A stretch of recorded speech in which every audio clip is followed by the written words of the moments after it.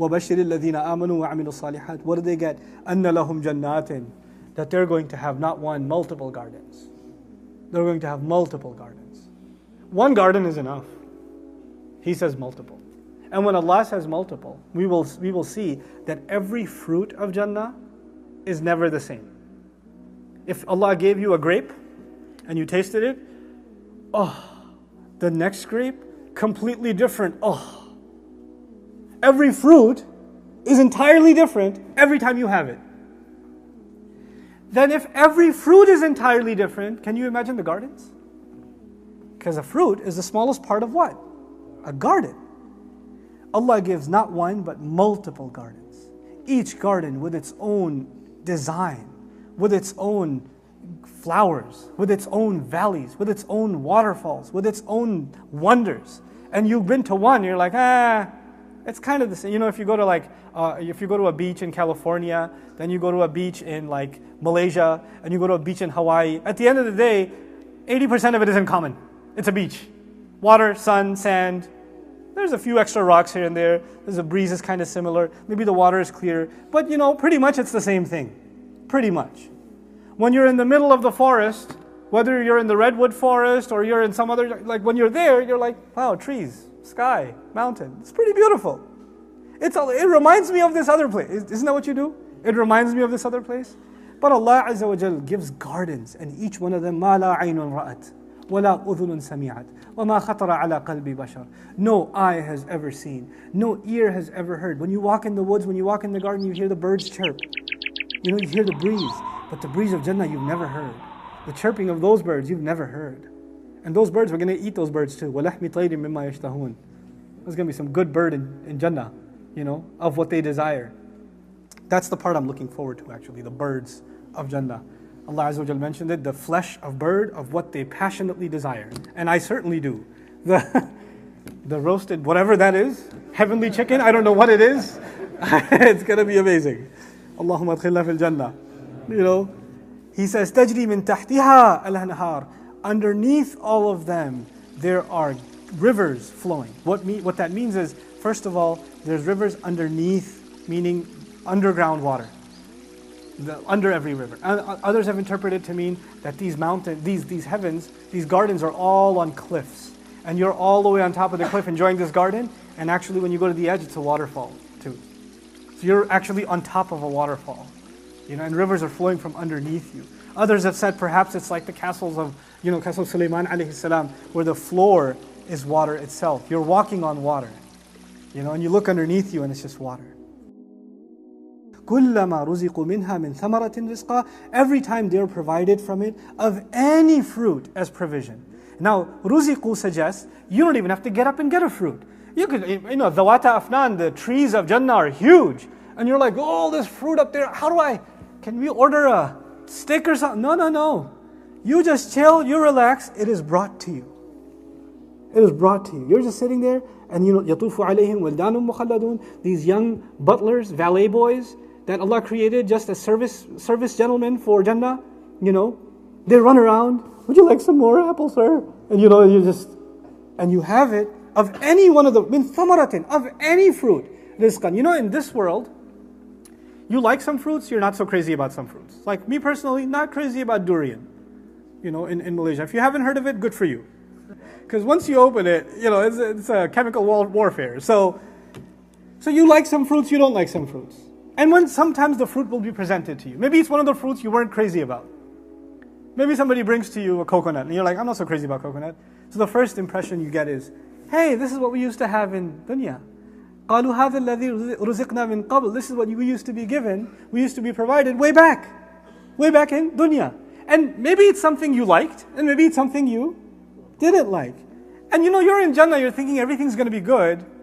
You know, sometimes your friends want to make you taste something, and you're like, you know, it's going to be really good. You're like, I don't know if I don't want to.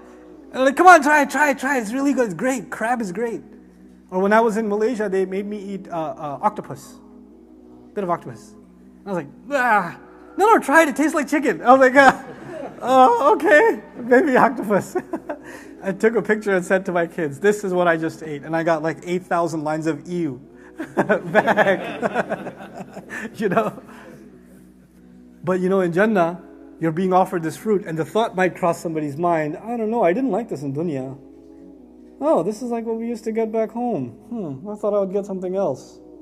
But Allah adds, وَأُتُوا بِهِ مُتَشَابِهًا. They will be brought that fruit, and that is looking similar to what they had before. In other words, it will be similar, but when they take a bite, the surprise will shock them. Like what? Let me have and then the next bite is even better, and the next bite is even better. And now here's the thing. Sometimes you're eating something that you love. Especially at iftar, right? You're eating something that you absolutely love. If you're a chocoholic, you've got the entire bucket ready, and you're chowing it down. The problem is once you have 1, 2, 3, 4, 5, when you get to the 10th one, even you're like, I think I'm done. And there's a stop. And you don't want to, even your favorite meal, you don't want to taste it anymore at a certain point. Even if you had your favorite meal 2, 3 times, you're like, let's eat something else now.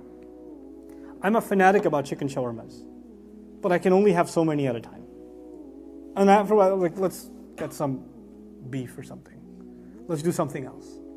In Jannah, you're eating the same fruit, but it's actually never the same. So you never get tired of eating it. It's so amazing. وَأُتُوا بِهِ مُتَشَابِهًا. And then Allah adds, وَلَهُمْ فِيهَا أَزْوَاجٌ مُطَهَّرَةٌ. Thank God there are only 5 minutes left, so I don't have to explain this part. They're going to have purified, it's translated purified spouses. And of course, sisters have no questions about this ayah at all. They're completely happy with this ayah, and it increases their iman, and it makes them look forward to going to Jannah. I'll say a few things about this word from a language point of view. The first thing I'll say, I'll only share with you what I'm convinced of. Allahu Ta'ala a'lamu bis-sawab. In my own study of the Quran, whatever I found the most convincing, I like to share. And I don't consider myself a scholar of the Quran. I consider myself very much a student of the Quran. And I think I'll die in that state, being a student of the Quran. I urge you to do your own studies. But here are a few things I'd like to share with you. In the Quran itself, the word azwaj or zawj is used both for males and for females. The word zawj is used, for example, قَدْ سَمِعَ اللَّهُ قَوْلَ الَّتِي تُجَادِلُكَ فِي زَوْجِهَا وَتَشْتَكِي إِلَى اللَّهِ. The woman came and complained about her zawj, which is her what? Husband. Okay. Then zawj is also used for the wife. أَصْلَحْنَا لَهُ زَوْجَهُ. We fixed his zawj for him, his wife for him. So the word zawj in Arabic actually means counterpart. It's okay to translate spouse, but I like counterpart better. Actually, a perfectly matched counterpart is called a zawj. The sun and the moon are zawjain. The day and the night are zawjain. Okay. These are actually zawjain from Allah Azza wa Jal. Similarly, this world and this life and the next life are also zawjain. They complete each other. This life is a key to the next one. The next life is dependent on this one. They're related with each other. They're zawjain. There's actually a zawjiyah inside of the human being. The body and the ruh are zawjain. They counterpart each other. They work together. The male and the female are also zawjain. And in the majority language of the Arabs of the ancient times, the husband was called zawj and the wife was also called zawj. She wasn't called zawjah. The ta marbuta was not added even for the wife. That's even true in the Quran. Okay, that was actually considered lugha nadira min ahli najd, min ba'di ahli najd. Some people of Najd actually used to use the word zawjah. Quran didn't use it. Quran used the word zawj for both man and for woman. Then the next thing is the plural pronoun hum.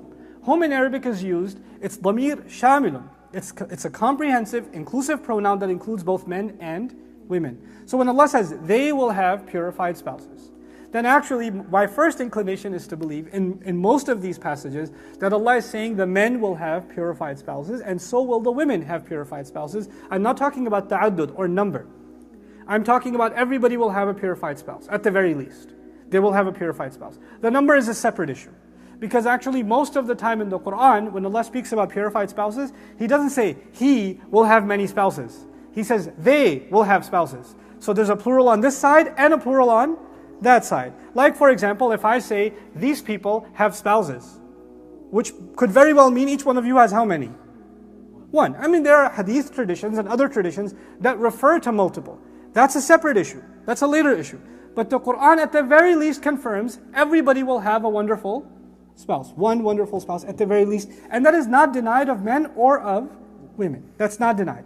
And the nature of a spousal relationship is the next part. What a man desires in a spousal relationship is different from what a woman desires.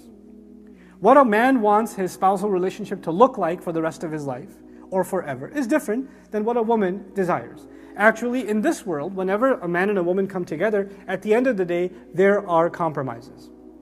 There's some things you're not going to be happy about, some things you're going to have to learn to live with, right? That's going to have to be the case. And then there are some things your wife will have to tolerate and say, Ya Allah in Jannah, please, I had enough here. You know, I'm done with this part. I can't do this anymore. Because you keep leaving, ladoos in the bathroom, like your clothes, and you keep doing whatever it is that you do, that she puts up with. She says eventually, Ya Allah, just anything but that, in Jannah. And that may well be the case. But then, and inshallah, when the time comes, I'll talk to you more about the idea of azwaj in Jannah. But here I want to add mutahhara, purified. Not pure. Pure is an incorrect translation. This is an ism maf'ul. Thoroughly purified. Meaning purified to you, not just spiritually and in terms of goodness, but purified exactly to your taste. When people get married, before they get married, the girl the guy is interested in, she's perfect in every way. Man, when I look at her, I wonder what Allah has left in Jannah, because it's all here in this picture on Facebook. He's like, yeah. So, but when he gets married, then emails start coming to Ustad Nouman, and I thought she was perfect, but astaghfirullah, then it starts, right? In Jannah, it's not just a picture that's perfect, well photoshopped, It's actually the personality, the company. Sometimes the wife tests the husband and says, don't you like hanging out with me? And he bites his tongue and says, yes. Of course I do. I hate going out with my friends.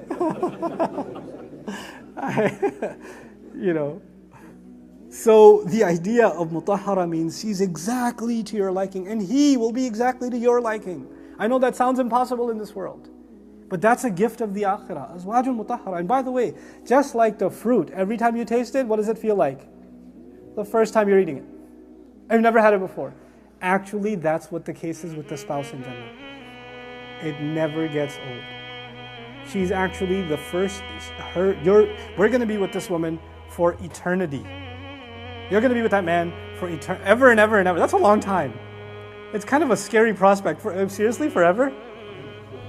What does Allah Azza wa Jal do?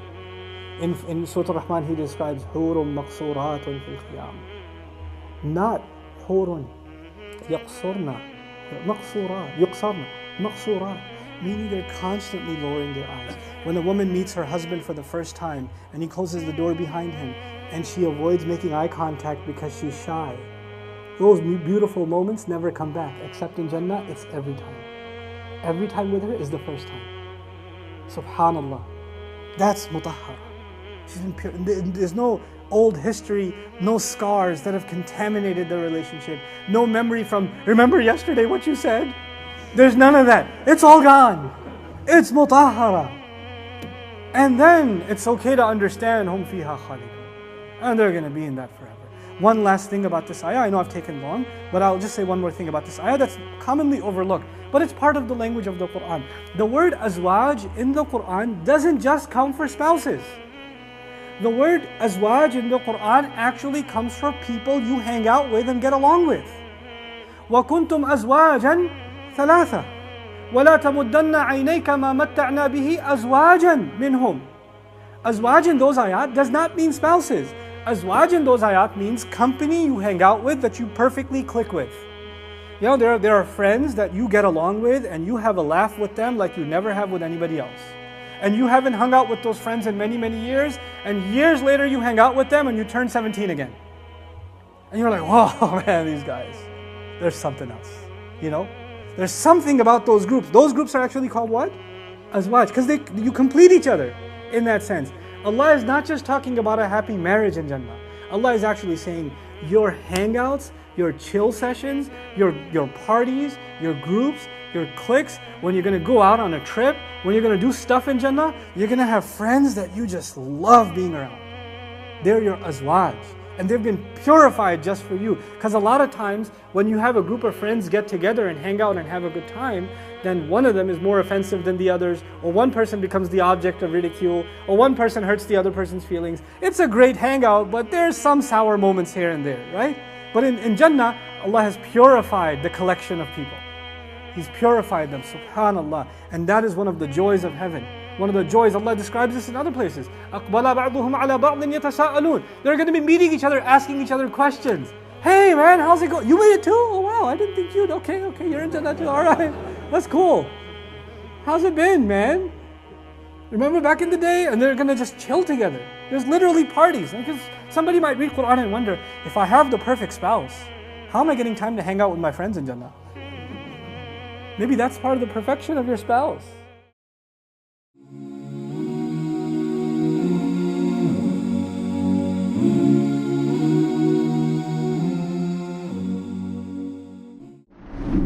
Have you ever wished that there was a Muslim version of YouTube or Netflix? Well, we have created one.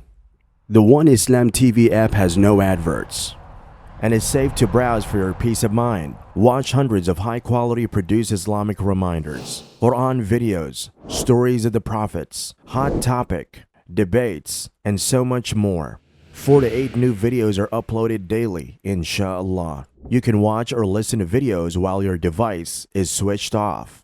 Watch videos on demand or download videos and watch offline. One Islam TV is 100% run and owned by Muslims, which means the small amount you pay for your subscription is a SADAQAH JARIYAH, continuous charity for you, as we use the funds raised to continue producing more beneficial videos and reminders, inshallah. The One Islam TV app is now available on Apple devices, Apple TV, Android devices, Android TV, Amazon Fire TV, and Roku, so you can watch on most devices and smart TVs. Download now for a free 7-day trial. May Allah reward you for supporting our work.